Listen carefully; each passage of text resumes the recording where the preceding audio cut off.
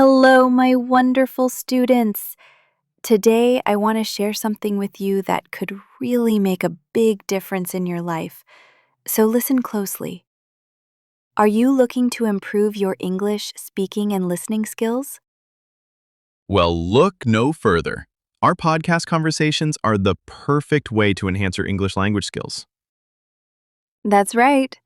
Welcome back to the English Podcast with FTJ, where we help you take your English to the next level. I'm Jack. And I'm Jennifer. Whether you're just starting your English journey or already working toward fluency, we're here to guide you step by step. Today we'll be talking about one of the most powerful shifts you can make in your learning, how to think in English. It's a game changer, and we're going to break it down for you. Exactly. We're here to help you stop translating in your head and start thinking directly in English, which is the key to becoming more fluent and confident. You know, Jack, when I first started learning English, I remember trying to have conversations, but I was always translating from my native language. Me too. It felt like I had to stop every few seconds just to figure out what I wanted to say. It happened to me a lot, especially in quick situations like ordering food or talking to someone casually. Yeah, by the time I finished thinking of my answer, the person had already moved on. It's like trying to catch a train that already left the station. Totally. But don't worry, it's all part of the learning process. And thinking in English helps you stay on the train, not chase it. That's why today we'll share simple tips to help you start thinking in English. It's easier than you think. Also, stay with us till the end of the podcast. Charlotte, our vocabulary expert, will explain some of the useful words from today's talk. All right, let's get started with our first tip, labeling objects around you. Oh, yes. This tip brings back memories. When I started learning English, I used sticky notes on everything. Same here. My room looked like a sticker shop, but it really worked. I remember putting a note on my mirror that said mirror. Every morning, I saw it when I got ready. I put notes on my table, door, fridge, cup, and chair. Soon I started seeing the English word in my head without thinking. That's the magic. Your home becomes your English classroom.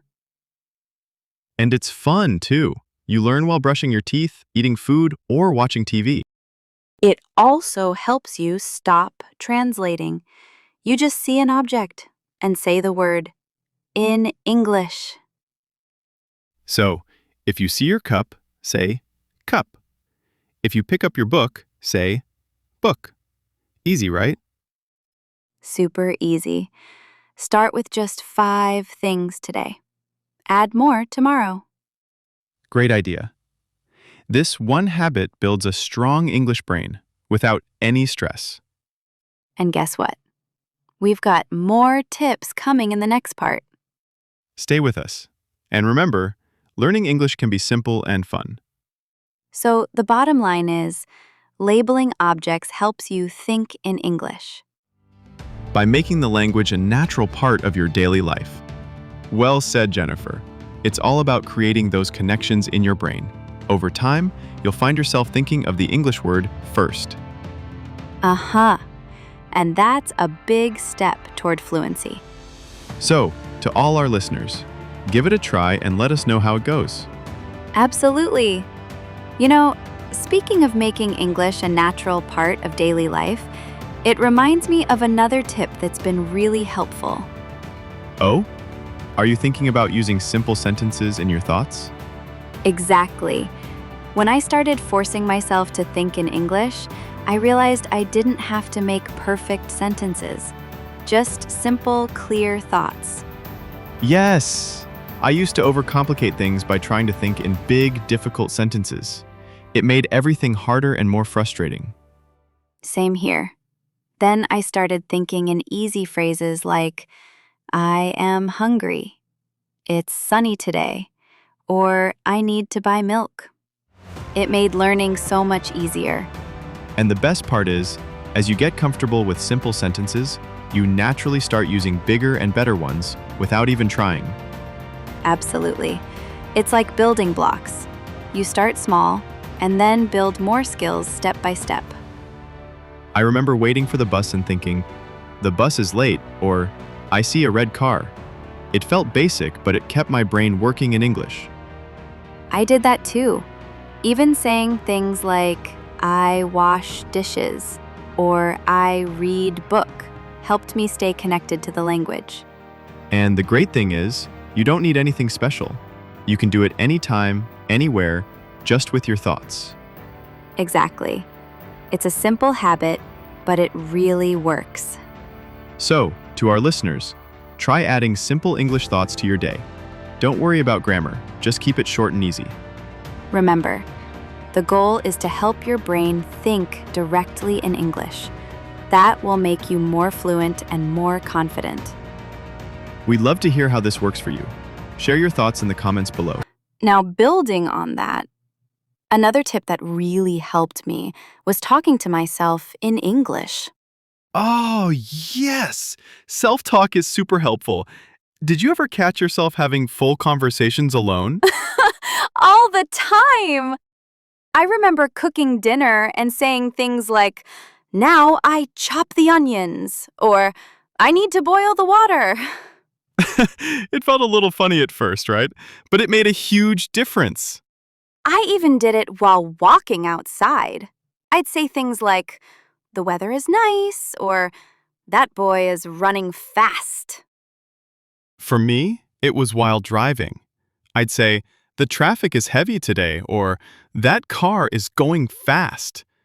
It kept me thinking quickly in English. And because no one is around, there's no pressure. You can speak freely, make mistakes, and improve every day. Over time, it becomes natural. You'll start speaking and thinking in English without even planning it. And self-talk isn't just about daily actions. Sometimes I'd practice conversations I might have in the future. Oh yeah, like getting ready for a meeting or a chat with a friend? Exactly. I'd imagine someone asking me a question, and then I'd think about how I could answer. In English. That's a great idea. It prepares your mind for real-life situations and gives you more confidence. So, listeners, try talking to yourself in English. It may feel silly at first, but trust us, it works. And again, let us know how it goes. Leave us a comment and share your experience. Speaking of living in English, another small but powerful tip is to change the settings of your phone or apps to English. Yes! I changed my phone's language to English, and every time I opened it, I saw English words and phrases. It might feel confusing in the beginning, but it trains your brain every day without any extra effort. It's a great way to practice without even studying. Just using your phone becomes part of your learning. All these small steps, labeling, simple thoughts, self-talk, changing your phone, they work together to help you think in English faster. And thinking in English is the real key to fluency. That's right. Keep going and don't stop, even if it feels hard some days. You're doing great, and we're proud of you. Oh yes, I remember switching my phone's language to English. It was a bit challenging at first, but it forced me to navigate in English daily. Same here. I changed the language on my social media apps. It was interesting to see everything in English. It felt like a mini immersion. It's a great way to surround yourself with the language. You get used to seeing and reading English regularly. Plus, you pick up new vocabulary along the way. I learned a lot of tech-related terms this way. Exactly. And it's not just phones. You can change the settings on your computer, tablet, even your smart TV. For our listeners, you don't have to switch everything at once. Start with one device or app and see how it goes. Good point. It should be a comfortable challenge, not overwhelming. So try changing a device or app to English and immerse yourself even more in the language. Let us know which ones you switch and how it impacts your learning. And now, here's an interesting technique.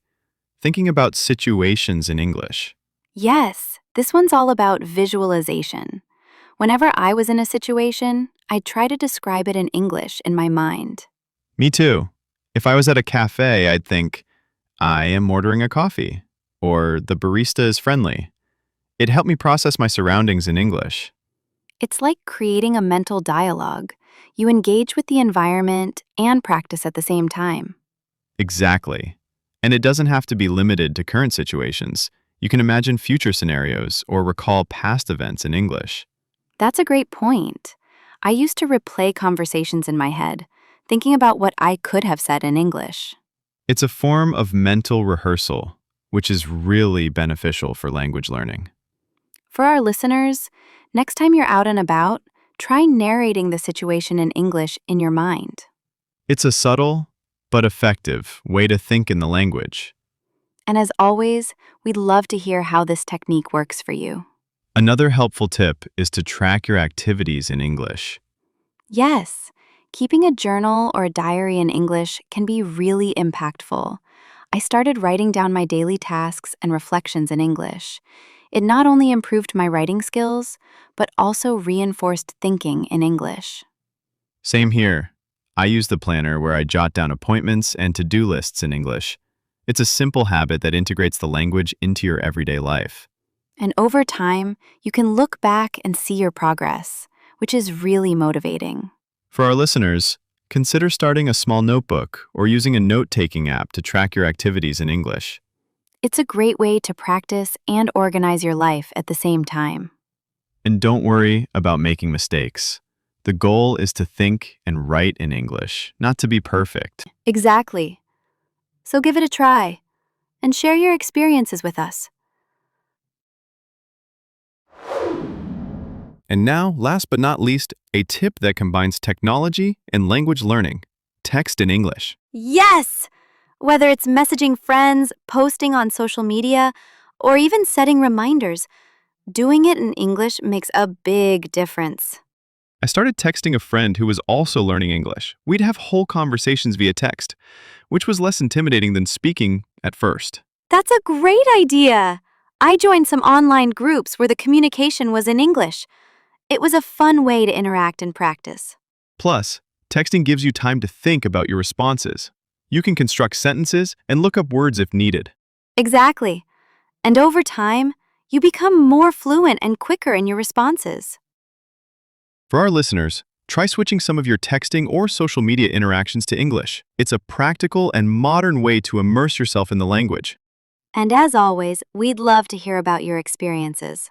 Share in the comments how texting in English is helping you think in the language. Well, we've covered a lot of ground today with these tips on how to think in English. We hope you found them helpful and that you'll try incorporating them into your daily life. Remember, the key is consistency and making English a natural part of your routine. Before we wrap up, let's bring in Charlotte, our vocabulary expert, to go over some of the key words and phrases from our conversation. Charlotte, over to you. Let's explore some of the vocabulary you've used today. Enhance. To improve the quality, amount, or strength of something. Example, our podcast conversations are the perfect way to enhance your English language skills. Game changer. Something that significantly alters the way things are done. Example, thinking in English is a game changer for language learners. Processing thoughts. The act of thinking and understanding information in your mind. Example, start processing thoughts directly in English to become more fluent. Reflecting. Thinking deeply or carefully about something. Example, Jack was reflecting on his experiences when he first started learning English. Translating in your head. mentally converting words from one language to another. Example, stop translating in your head to think more naturally in English. Catch up to a train that's already left the station. An idiom meaning trying to reach or engage with something that has already progressed. Example, by the time I thought of the right words, the conversation had moved on. It felt like trying to catch up to a train that's already left the station. Overcomplicate, to make something more complex than necessary. Example, don't overcomplicate your thoughts. Start with simple sentences. Straightforward, simple and easy to understand. Example, thinking in straightforward thoughts can ease the learning process. Mundane tasks, ordinary everyday activities that are not exciting. Example, narrating mundane tasks like cooking can help reinforce English thinking. Reinforce, to strengthen or support an idea or habit. Example, writing in English helps reinforce your language skills. Second nature, a habit or skill that seems innate because it's been practiced so much. Example, after practicing daily, thinking in English became second nature. Think on your feet, to react quickly and effectively without prior preparation. Example, self-talk can help you learn to think on your feet in conversations. Self-talk, the act of talking to oneself, either silently or aloud. Example, self-talk is a useful technique for practicing English.